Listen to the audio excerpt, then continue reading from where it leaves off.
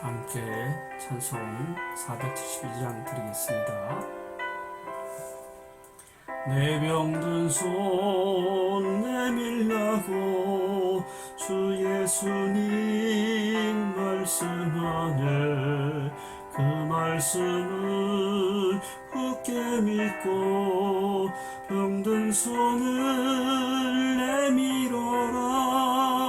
옛날같이 오늘날도 주 권능이 그 시온이 전능하신 권능으로 병든 내 몸 고치시리. 내 병든 손 내밀어라. 주 예수님 고치시리. 내 병든 손 내밀어라. 주님 고치시리라.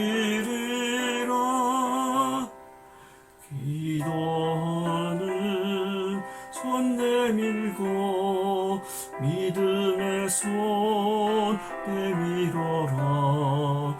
순종의 손 내밀어서 주님의 손 붙잡아라. 저 갈릴리 바다에서 주 예수님 행하신 일 오늘날도 믿는 자는 그 능력을 보리로다. 내 병든 손 내밀어라. 주 예수님 고치시리. 내 병든 손 내밀어라. 주님 고치시리라. 모든 의심 물리치면 어약한 넌 사라지니. 주를 믿는 마음으로 주님 앞에 손 내밀라. 주 예수는 자비하사 그 신사랑 베푸시니. 지체 말고 믿는 자는 영생복을 받으리라. 내 병든 손 내밀어라. 주 예수님 고치시리. 내 병든 손 내밀어라. 주님 고치시리라.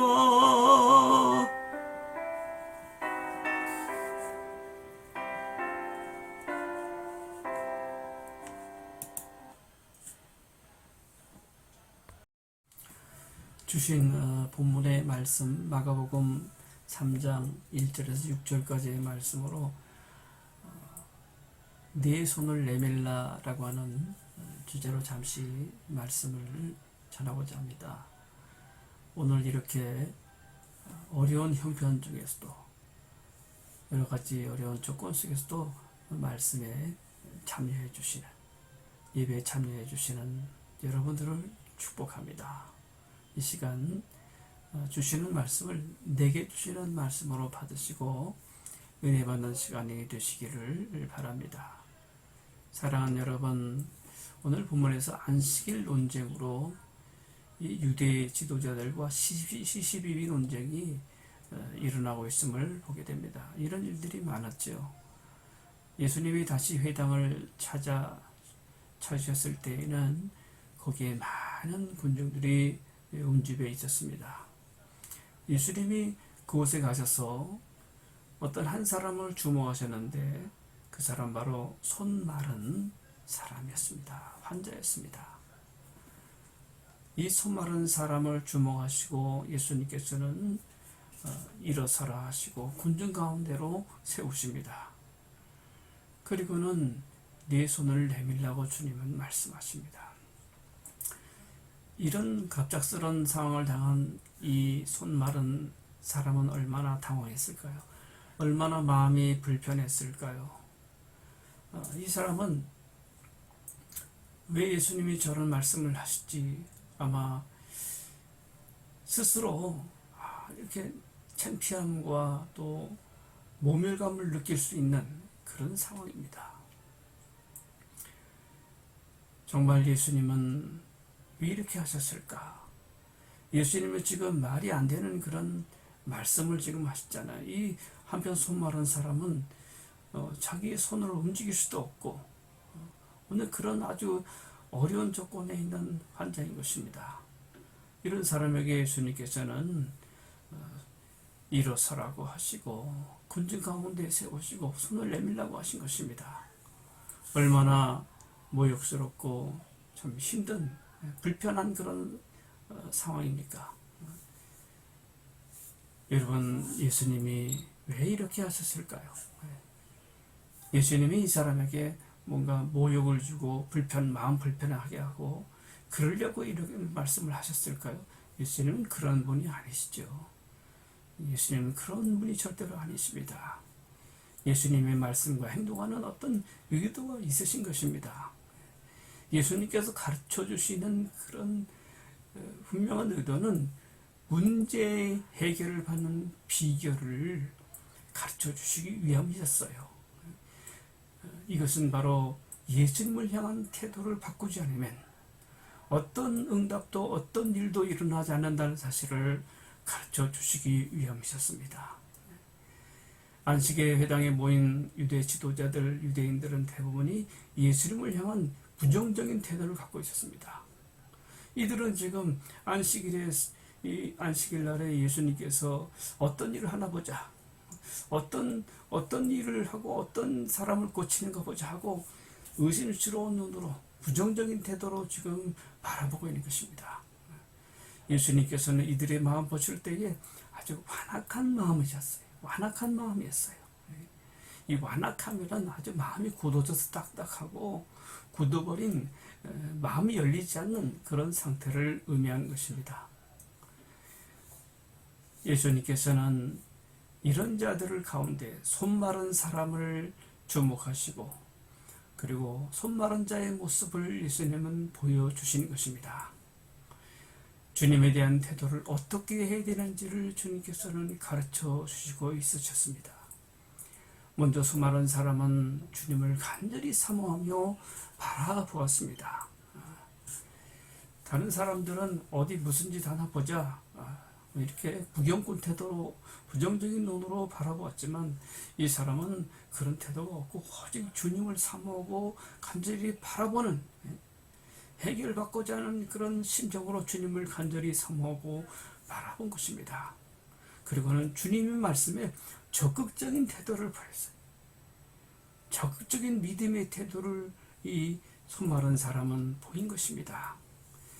예수님이 이 군중 가운데로 와라 했을 때에 네 하고 아멘 하고 반응했고 그리고 가운데 서라 했을 때에 섰고 그리고 손을 내밀어라 했을 때에 이 사람은 그저 순종하는 마음으로 믿고 손을 내밀었습니다.